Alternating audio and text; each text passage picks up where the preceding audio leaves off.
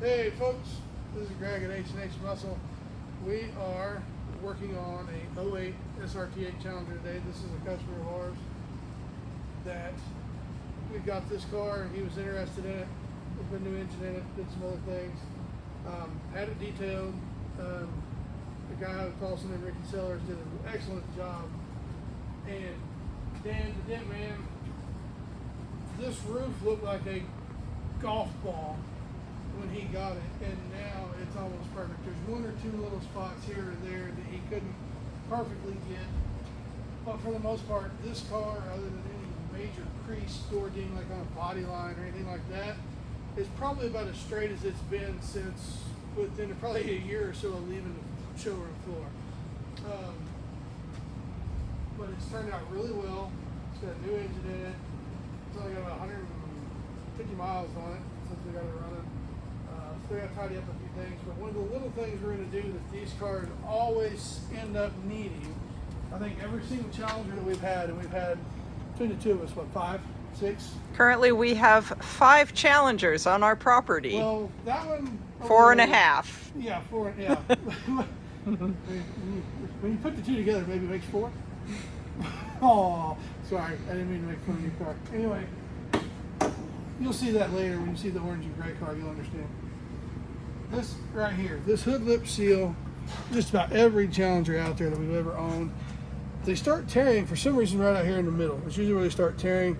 They'll flip up, they'll beat on the paint on the hood, they'll beat on the paint on the bumper, and then next thing you know, it's literally will be eating into the paint. I bought a Jazz Blue 2016 Scat Pack a few years ago, and before I got it home, it was used, and before I got it home, I heard it flapping. I was like, what the hell is that noise? So I got out when I got home, and right across here in the center, and our red car was trying to do it, and we caught it before it got very bad, our red Challenger. It was beating the paint right here to the point where it was going to have to be paint corrected to fix it. So if you ever have one of these that does start to tear, don't put it off, because if you do, it will start getting into the paint. It's a simple fix. We're going to show you how to do it. There's a couple ways to get these rivets out. I usually just drill the center out and use a trim tool and pop them out. What little pieces there are will usually either fall out, or you can sweep them up later. And then the kit that we use, it's not that expensive. It's from Detroit Muscle Technologies. It's actually a really nice fitting kit. It comes with, hang on, there you go. There's part number. If he ever sees this, there's your shameless plug. It comes with actually a handful of extra rivets, which is great because the tool is not bad, but sometimes when you're doing it, you'll get one that doesn't pull right or slips in the tool, and you gotta yank it out of there and try again. And usually if you pull on these in at all, they're ruined, they're junk, and you gotta throw them away. So we always end up with a couple extras, and the kit does come with 4 or 5 extras. So that's a bonus. So we're going to get started. The big tip of the day on these, lay them out in the sun most of the day before you do this trick, or to do this repair, or at least for an hour or so. Because if you don't, they come rolled up in a box, and they try to roll up on you, and you got to fight with them. Big tip of the day, lay them out, get them hot, lay them in the sun, on the sidewalk, something, and just get them fairly straight, and it makes your life a lot easier when you're trying to put them on these cars. First thing I usually do, just get a bit that's just a hair bit over the size of the center of these rivets. I just go real easy. Don't go. It doesn't take a lot because they're, oh, yep, see, that one's going to try to pull anyway and spin. So usually just put a little pressure.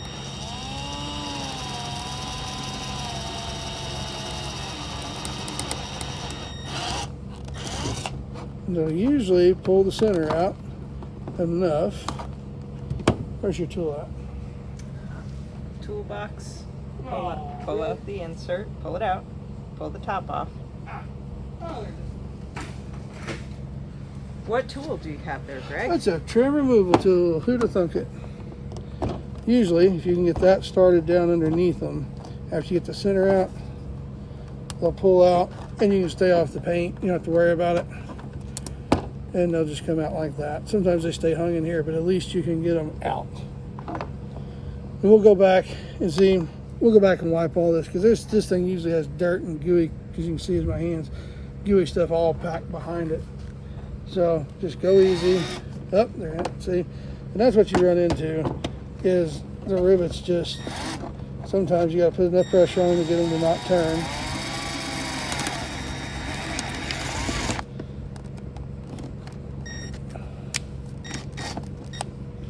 See, and they just come right out. There's different ways to do that. I've seen people try to use something to knock the center out with a punch, things like that. This is just something easy. Most people have a cordless drill or something around the house. And it's just real easy to go through and knock these off.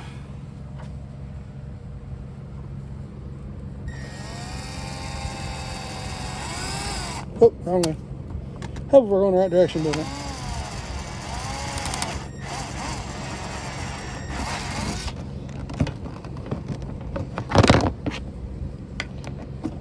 In there like that.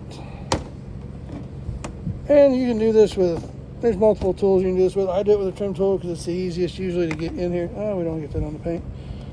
But if you got a big flathead screwdriver, if you've got something else that'll get under there, I just like this because usually it doesn't fight you this hard and you can usually just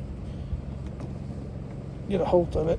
But fun fact is, in the process of restoring my car, and removing body panels and trim pieces, we find that little, look at that. Ugh.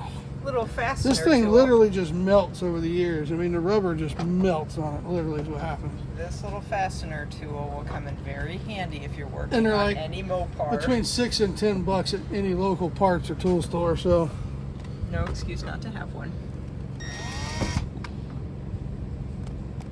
I got that one at our local Napa.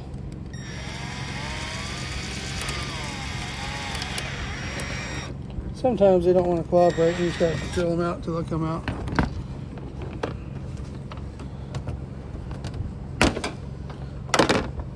There you go. And then we'll just work our way across here. Need to get some masking tape next time and put it across here. That's a useful tip. Next time, if you're doing this at home and yours is as gooey as this one is when you touch it, just get you some masking tape of any kind that's just not going to be super gnarly. You just want something to lay across here about the width of this so that when you're doing this, you're not going to have to do like I am and go back and clean all that off this nose in this freshly detailed car. And probably the only reason that's coming off is because it's freshly detailed and it's so slick you can't hang on to it. So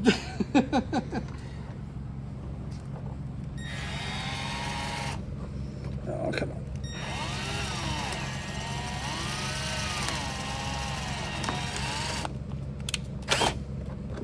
Oh, there we go.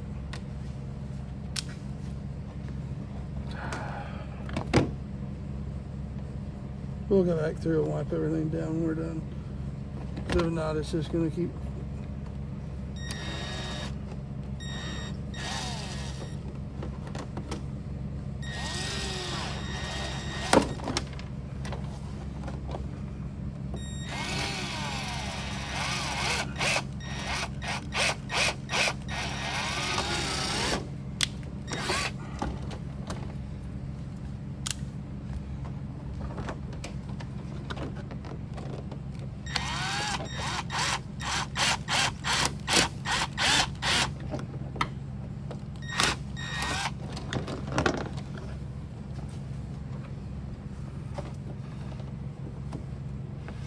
And be very careful to not get on the front side or get on the top lip where you get into the paint.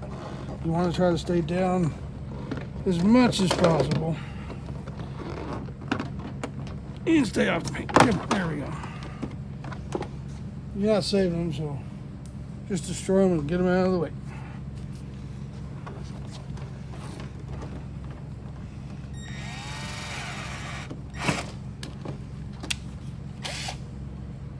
Wish the oil came off that, didn't you? Okay, now that that's off, of course, if you got a trash can. Hang on, let me go grab the shop vac. This thing kind of annoys the people, but that's the easiest way to clean this up.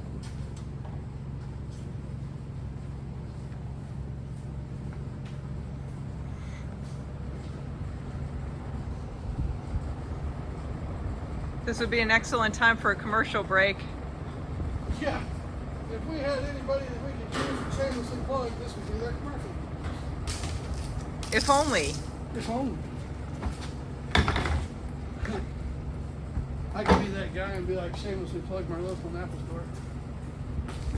Well, go ahead, because we're still recording, Greg. Oh no. Oh no. Based out of Manford, Oklahoma, for all of your automotive needs, please stop by Napa Auto Parts, located at 211 East Trower Boulevard in Manford, Oklahoma. We'll probably get in trouble for that advertisement, but oh well. They help us out a lot.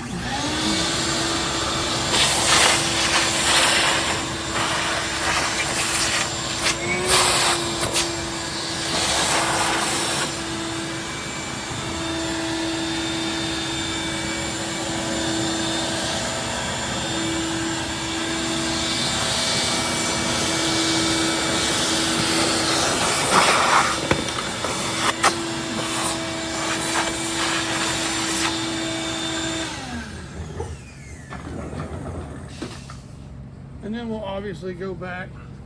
We're done putting this on and wipe any of that down that has any sponges or whatever.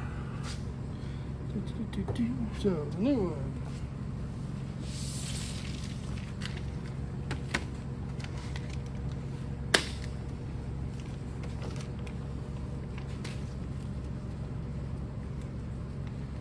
I could actually take a commercial. I think I'm probably gonna get this sticky off my hands before I handle the new one, but we're here and it is what it is.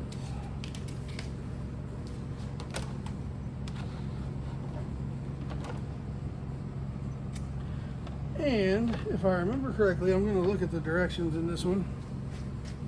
Or did it have them on this one? I don't remember if it had them in this one.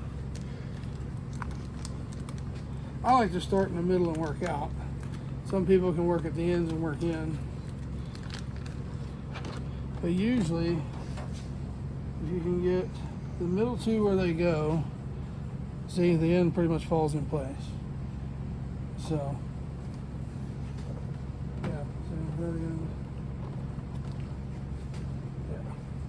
So we're going to start in the middle, get these two center ones in, and then maybe go out and do the ends and then work in. I've done it a couple different ways, and I usually like to do the center, make sure the ends are going to line up, and then work from the middle out.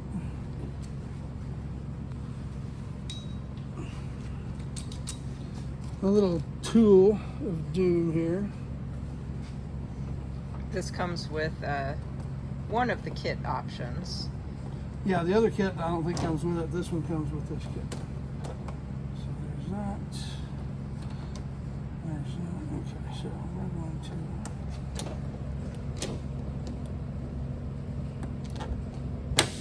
There we go. There's the first one. Just like that. Let's come out here. You know what? We're not gonna pull this one yet, but to kind of hold it in place. While we mess with some of the others, we are going to go ahead and just stick that in the hole to kind of help hold that where it goes. We're going to do the same thing on this end, just to kind of help hold it. See, that kind of lets you kind of make sure everything's going to lay down where it goes. Get it all where it kind of down behind, because it does have to kind of, these two outer panels come out. This lip here does need to go on top. You don't want to try to rivet it down and pull that down underneath it. That can cause slight problems.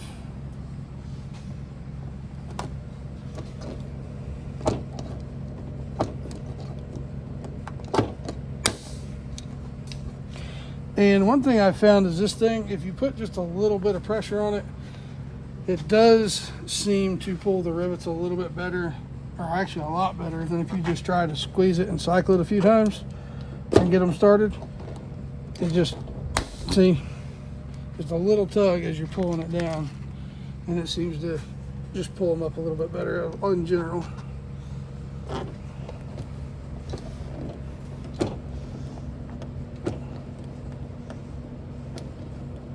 Come on.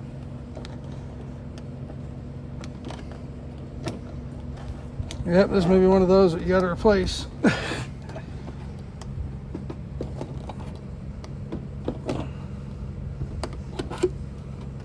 It's in there. I just can't get it to cut. There it goes. Some of them are difficult. I don't know why, if they just get stuck, if the jaw just slips, or if it's just because it's plastic.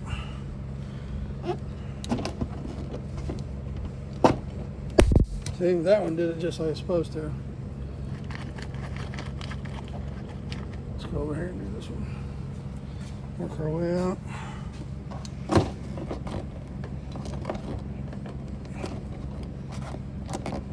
See, this one's doing the same thing as that other one did.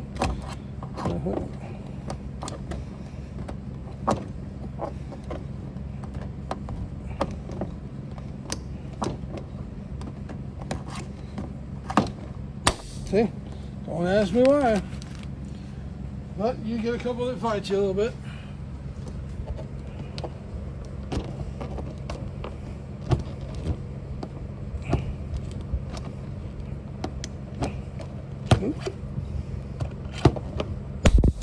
Yeah. You just kind of got a feel for it, and if it feels like it's going to go ahead and go, just let go of it and come back to it, and it'll usually go ahead and go.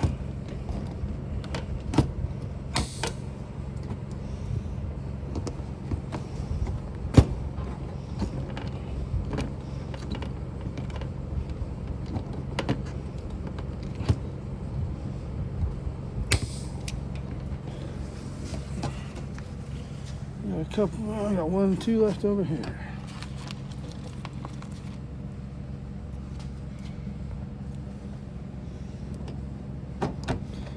And if it looks like I'm sweating profusely, it's because I am, because it was 100 degrees today here in Oklahoma. And yeah, it's a little cooler in the evening, but it ain't that cool in the evening when the dew point's as high as it is. So there's that. It's just like a new one. It's just about like an OEM one. And honestly, for the money, other than spending, what, probably double that for the Mopar one, I think? Something like that. It's quite a bit more expensive for the Mopar one. But this one fits, for the money, probably as good as any of them that you're going to buy. It really does. It's a lot cheaper than buying the Mopar one, which I'm not against buying Mopar factory parts at all when you can. But sometimes they're just expensive and there's no need for it.